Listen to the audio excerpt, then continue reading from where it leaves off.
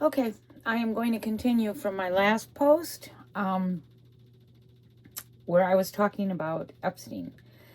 I think I want to share a little bit more about damage done to those that have been molested, even more so trafficked, and why I've really been thinking that any woman that can get financial compensation or any types of compensation, as well as life in prison or elimination, should go for it. You know, you talk about, I shared a little bit about the lifelong consequences within my own family between being abused and sexual abuse, both types, physical abuse, sexual abuse, and then my dad was also very gifted at belittling, dehumanizing, degrading, basically telling us that we were worthless. I remember him telling me I was going to never amount to anything more than a person on a street corner, which at that time I really didn't understand. And then as I got older, and he was telling me this stuff at very young ages, 9, 10, 11. And when I understood what that meant, when I learned, what it is to be on a corner selling yourself, it just, you just like, wow.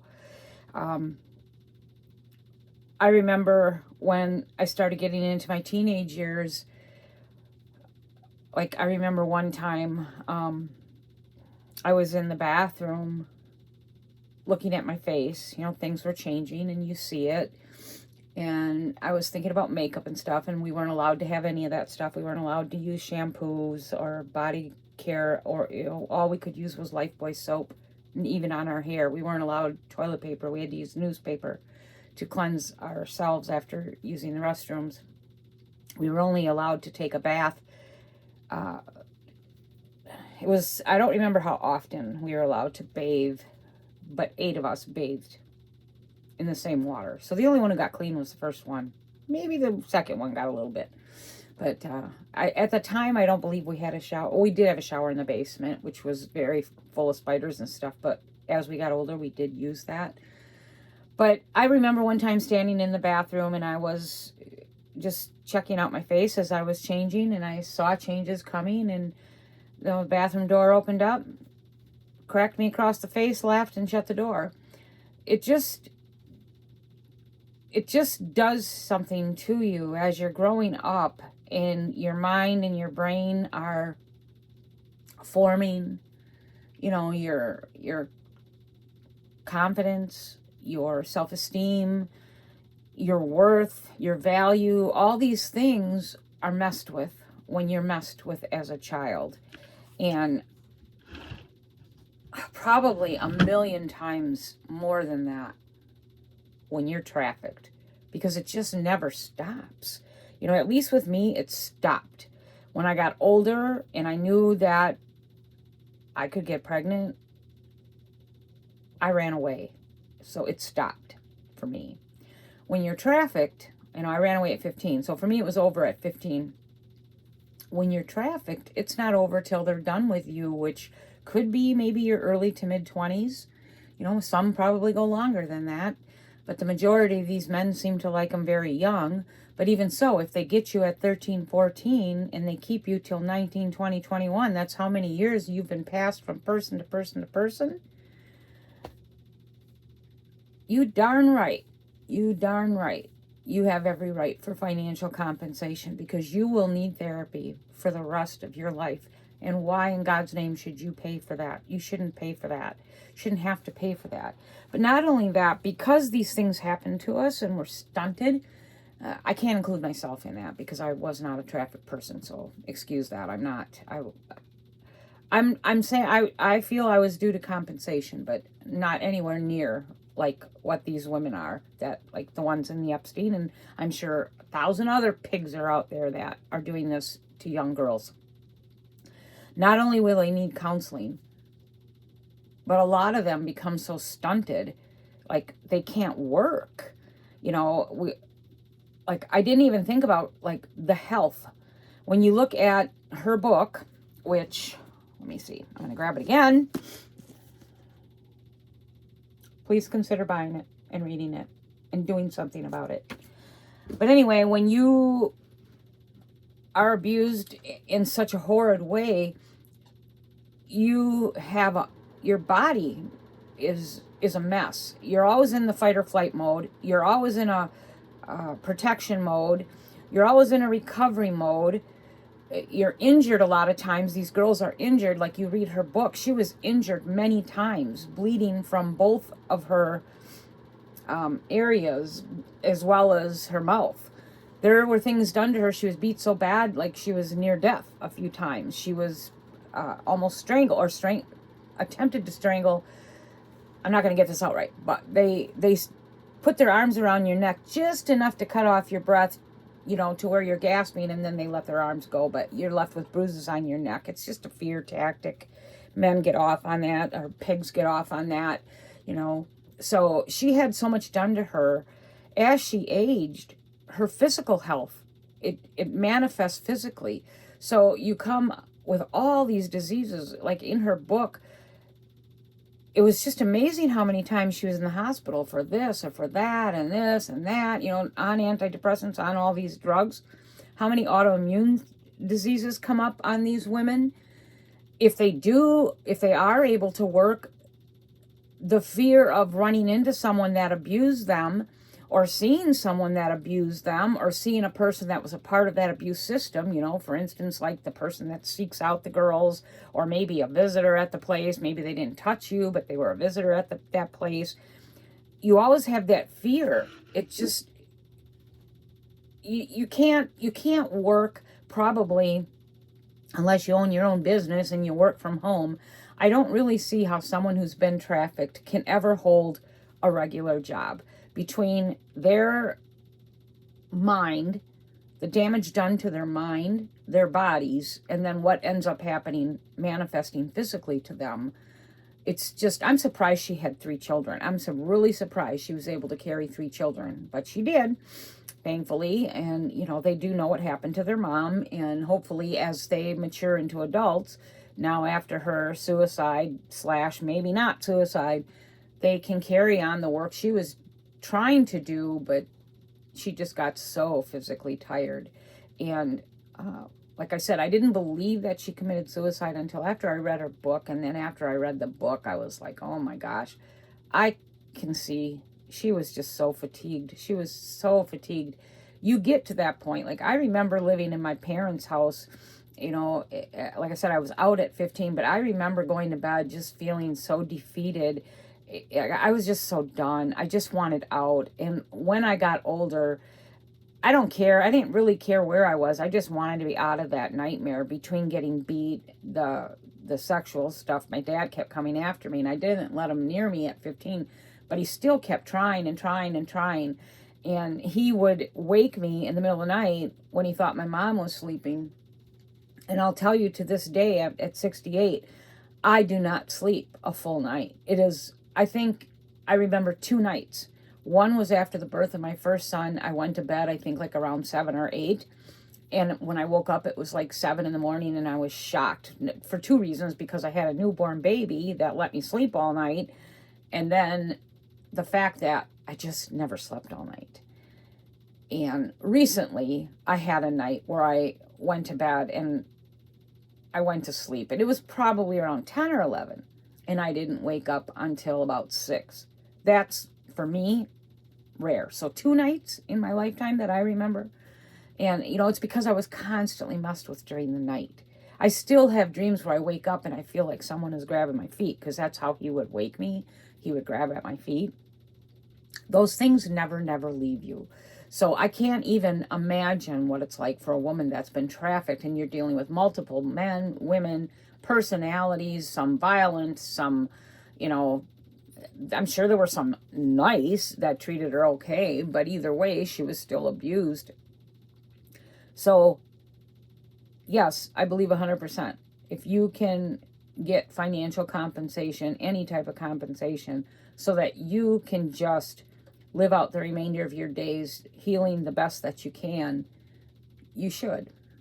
So I don't begrudge her at all. There's a lot of people that do. Well, you accepted his money. You accepted Prince Andrew's money. You darn right she didn't. She should have. She had every right to.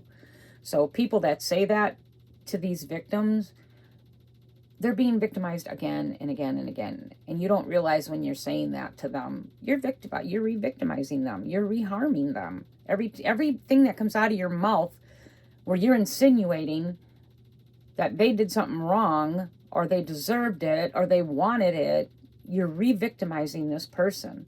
So, so many complicated factors. Okay, and I wanted to touch, I'm going to go into this and then I'm going to quit after this topic and then maybe do another little video. But in her book, unless I missed it somewhere, and I don't think I did, even though I read it in 4 days, I never even got the sense that she was living in a domestic violent relationship, marriage. And so I was shocked as I started, doing the YouTube interviews and then more research into her death and other things that she was going through. She was a big victim of domestic violence. It was reported. There were pictures. There's many pictures. They were actually separated, which in the book, no clue.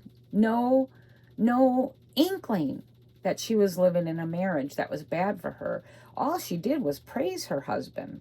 So that really baffled me because I'm like, you would think at some point, apparently he had been beating her all the years they were together. So what, 20 some years? Why she hid that? At first I was like, why? Why would she do that? Why wouldn't she want people to know?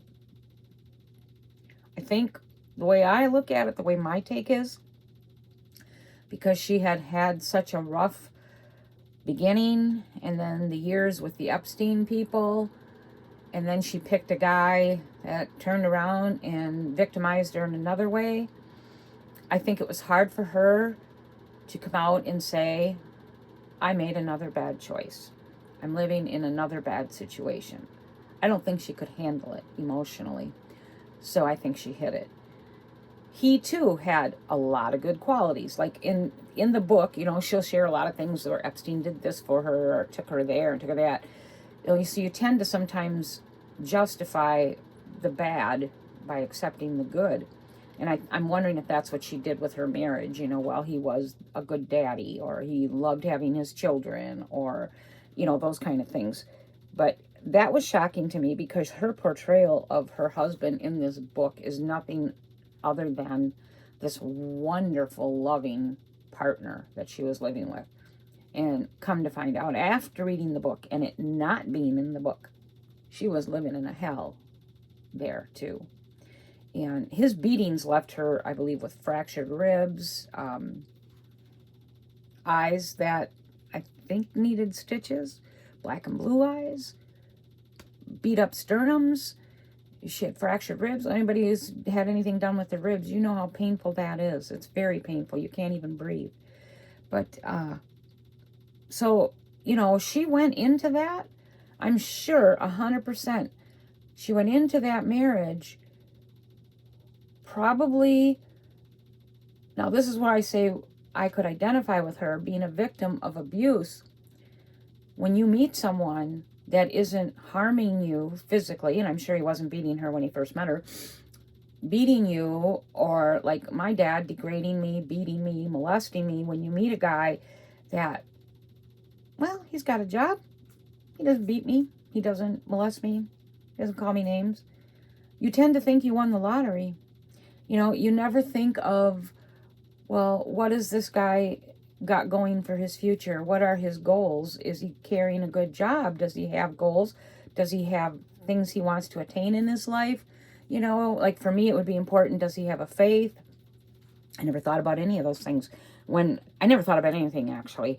When I got out of my house and was dating, the first guy that I was dating was an abuser, and he was hitting me a lot.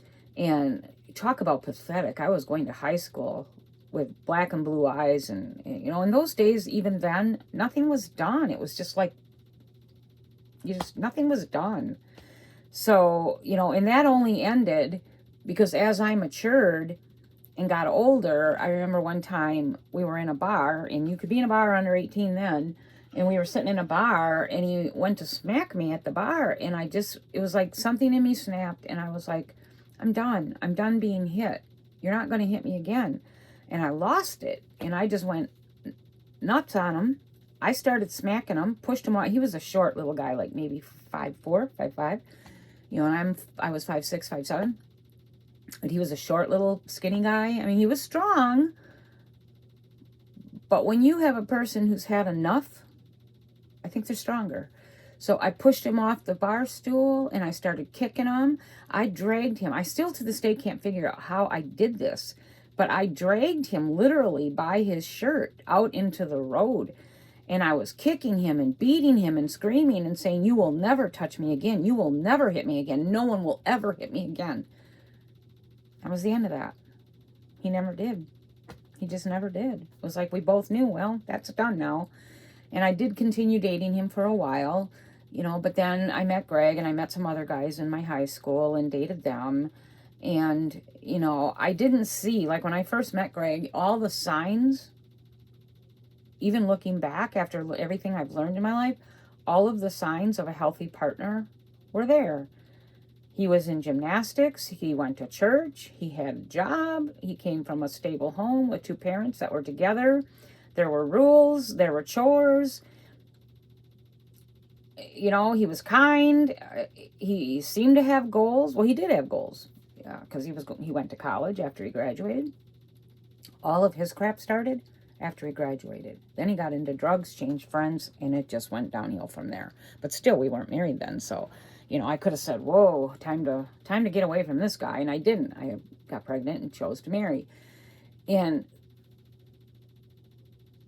so you miss all those signs. A healthy person who's raised in a healthy home, and this doesn't always happen, but the chances of it happening are very high. When you see red flags, you're going to be like, man, I'm taking a break from this. Or at least you're going to set boundaries. Like if I would have been a healthier person, I could have said, you know what? You're on a path to nowhere right now, and we're going to not date. You're either going to figure this out and get back on a good path, or we're done. And I wish I would have been able to do that. And I'm thinking it was the same for Virginia. She just thought she won the lottery with this guy. It wasn't her dad. It wasn't her dad's friend. It wasn't the Epsteins. It wasn't Maxwell. It wasn't all Prince Andrew and all these other people that were harming her.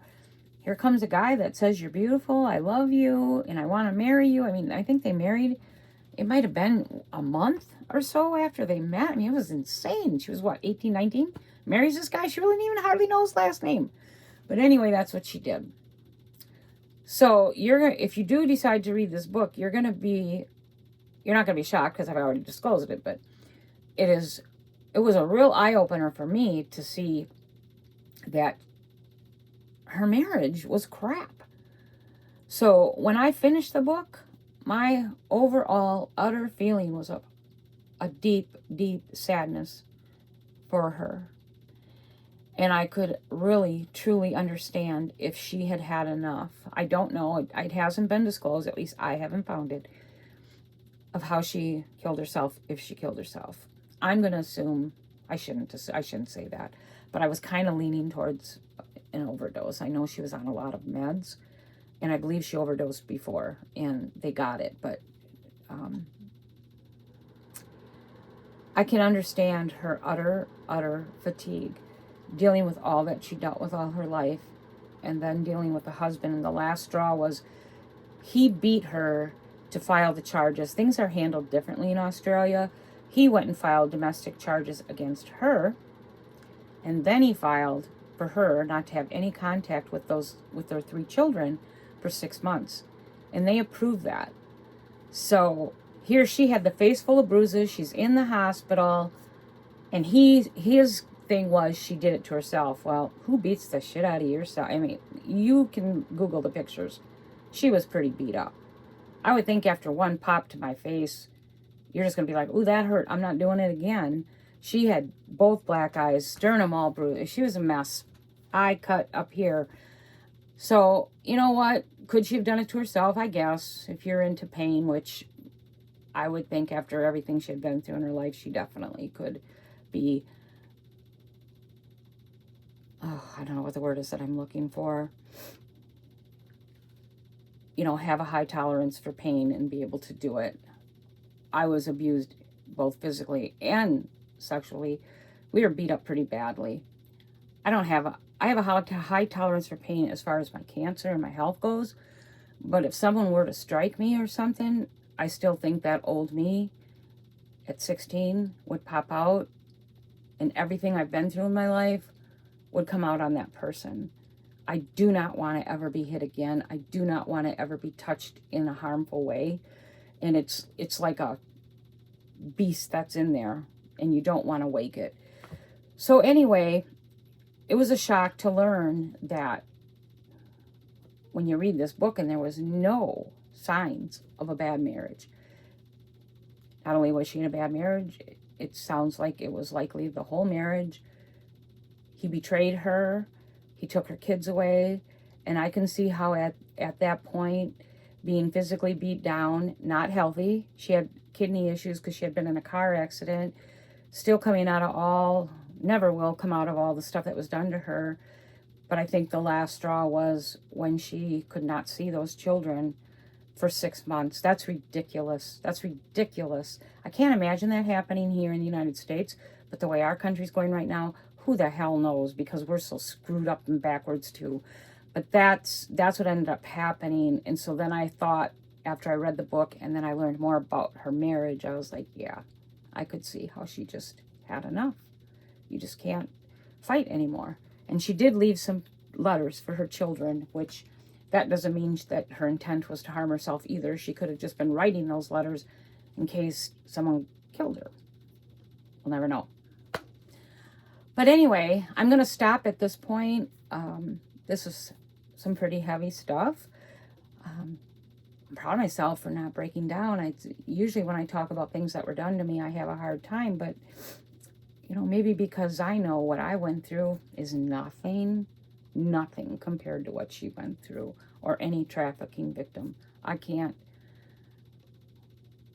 see how you can recover, honestly. I don't. And any woman that does, kudos to her, but I'll tell you what, I don't see how you can recover after you've had hundreds of men mistreat you and abuse you.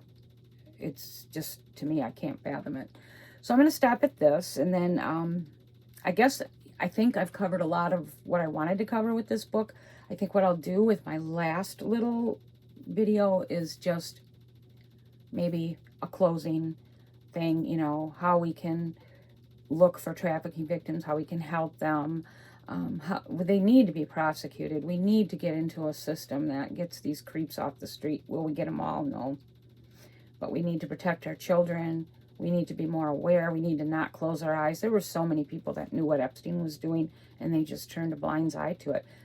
Everyone that got on that Epstein plane doesn't mean they harmed a child in any way. But they got on it, and they surrounded themselves with the likelihood of that man. You cannot tell me that you spent time at his residences, weekend parties, whatever, and you were not aware of what he was doing. And just because you didn't participate doesn't make you any, and to me, not much less better. Because I'll tell you what, if I went somewhere and I knew what they were doing in another room and it involved children, I'm out of there. They'd have to kill me. I guess they would. They'd have to kill me, because I'm not going to stay around anyone that does that. So, yeah, I think I will close out my next time. But and then I'd like to get to talking a little bit more about my life with cancer. And it's definitely been tough. It's been tough. And so, okay, so that's it for today. Please like my channel, subscribe if you haven't, share, please. And gosh, come on, people, let's get some comments. Have a good day.